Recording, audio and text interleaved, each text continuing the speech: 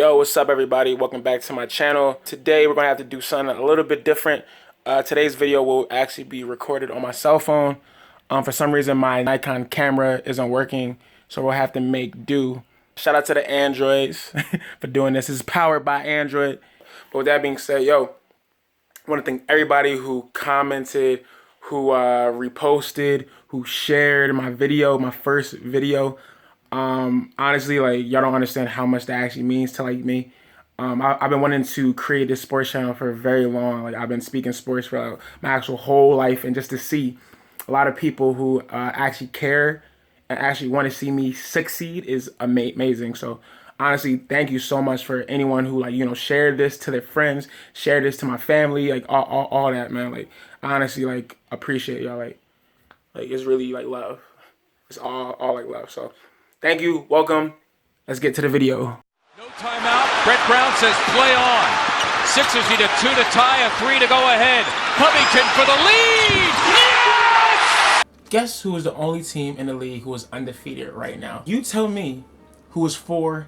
4-0. Sixers right now have gone off on a wonderful start to this year and have won 4 straight games. And I already know a lot of y'all are gonna say right now, oh, Kyan, you're so hype, Kyan.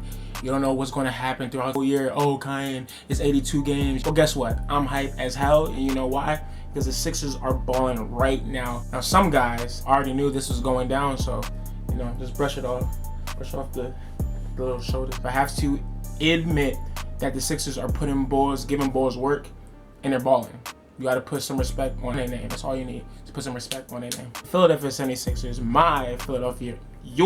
our Philadelphia 76ers have the best record in the NBA. Like, the only undefeated team right now in the league as we speak is the Philadelphia 76ers. You can't tell me nothing. You can't tell me nothing. All right, so let's go into a little game analysis. The Sixers beat the Celtics, the bum Boston Celtics, 107-93 in the first game of the year. So the Sixers came out swinging the bats, bro, and we killed the Celtics. Honestly, it was nothing more than I could ask for as a Sixers fan. The one key stat here, Ben Simmons balled out, dog. And I'm just coming out of the actual whole like gate. Like, Ben was just balling, man. The man dropped 26 points, 8 boards and 9 assists. And Ben has basically said, yo, I'm not playing no more. Boys want to talk ish on his jump shot. Like, he can't do nothing else. I forget like the whole play, but he got a whole pass from like someone and just laid it, like, you know, up so lackadaisical. That was just amazing. Soft touch off the backboard, right in.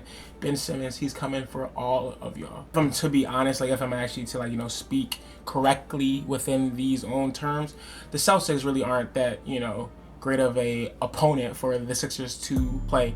There's an issue when your starting center is in his cancer. So off rip, you already know that the Sixers can fry any day. But yeah, good game. So game 2, the Philadelphia 76ers played the Detroit Pistons, and we ended up winning by a score of 117-111. So in this game, our shooting struggles were very shown. We just couldn't make shots. This was the first game throughout the whole year where the Sixers did not play with Joel, and they did so with grace, ease, and we somehow got the W. Now, with that being said, we were down for, like, you know, most of the game, but the boys, you know, got good. They actually started playing within a team dynamic and actually got the job done. Even without Joel, I really didn't think that the Sixers would struggle, but unfortunately they did. The actual 2 players to highlight within this like game was Tobias and Al. And for a lot of folks, you know, said Al can't like shoot,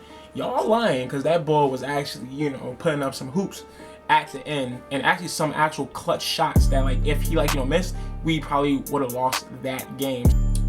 The Sixers had to adjust. You already know Joel takes up a lot of space, so to not have him within the actual game changes many things. The presence, or defensive presence, that a 7'2" center has, this makes all the difference. Okay, so game 3 against the Atlanta Hawks, and it was held at their arena in Atlanta, Georgia. This actually was the closest game out of the last like 4. As you know, they came out on top with a score of 105 to 103. A very, very, very, very, very close game. Trae Young put on a fantastic show. I was talking to friends.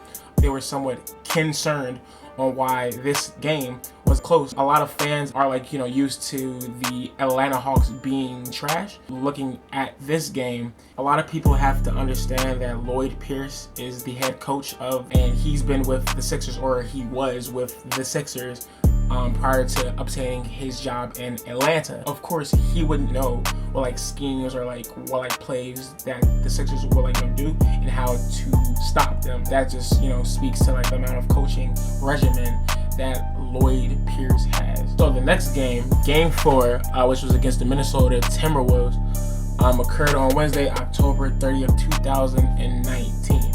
So the first game when the Sixers played the Celtics, it was a blowout rout of the opposite team. Bulls went to work, despite not having Joel Embiid during the second half.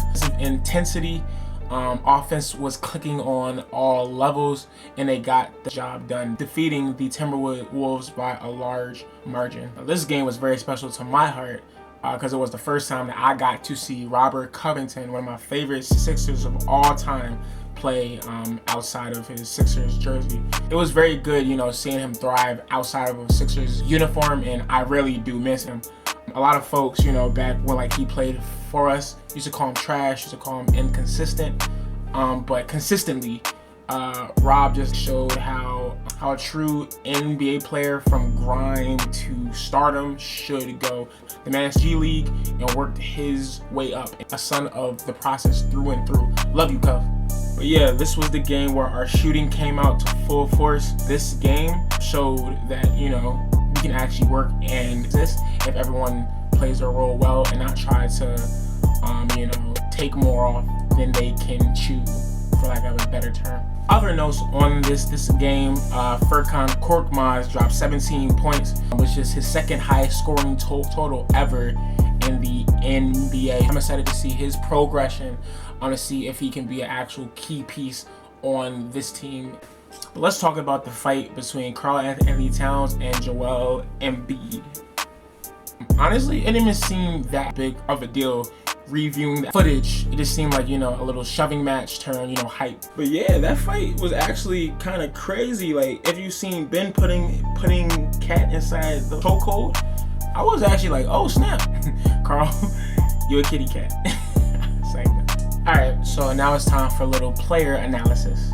So for my main man, Benjamin Simmons, for the last 4 games, he's averaged 16.5 points, 8 assists, 5.3 boards, 2.8 steals, all while shooting 54.7% from the field. The man is a stat sheet stuffer. What I want to see from him going forward, I want him to practice his free throw shots and try to get those numbers up. He's coming for that throne, Bron. Best believe it. So next up is Josh Richardson. He's been averaging 13.3 points, 3 assists, 4 boards, 1.8 steals while shooting 37.5% from the field. To be honest, I've been expecting a little bit more from him in terms of scoring. This could possibly just be because he took Jimmy's role, and I'm just expecting that 2 guard to put up big numbers. And this being his first games essentially as a Sixer, it is going to take time. Next up is Tobias Harris. So Tobias, to be honest and to be fair, has been very cool to start off the 2019-2020 season. This is a result of him trying to become comfortable in his new role as the offensive shooting vocal point. But yeah, I was recently having an argument with my frat bro, and we were trying to see who the Sixers closer should be. I argued for Tobias being that guy. Tobias is no scrub. He should be able to take those shots without any hesitation. He is more than capable of being that last minute shot creator, shot taker, closer, whatever you want to call it. Tobias Harris has been averaging 18.8 points, 9 rebounds, 3 assists, and he has been shooting 48.1% from the field, 34.8% from 3.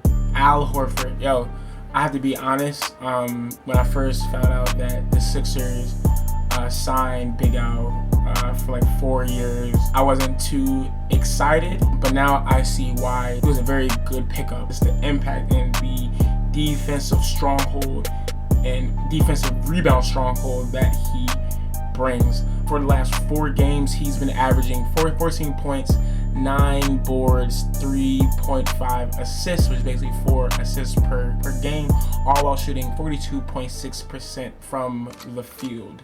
I cannot wait till playoff time comes and Al is grabbing those extensive and important rebounds that will keep us in the game. And last but not least, we have my favorite NBA player right now, and honestly he might actually be my second favorite NBA player of all time, Joel Hans Embiid. So for the last 4 games, he's averaged 23 points, 10 boards, 3.3 assists, all while shooting 51% from the field. Not really enough that I can say about Joel that has not already been said. Joel Embiid, keep doing what you're doing. Keep that energy, keep that Philadelphia hypeness. That'll take you far.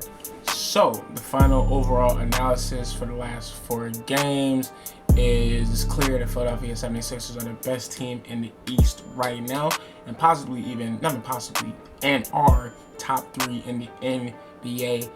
Throw the Bucks at us, throw the Pistons, throw the Bucks at us, throw the Pacers, throw Brooklyn, throw anyone, I don't care. The Sixers proved me right like they always do. But yeah, thank you for coming out. Thank you for watching my video. There's more content on the way. Go Sixers!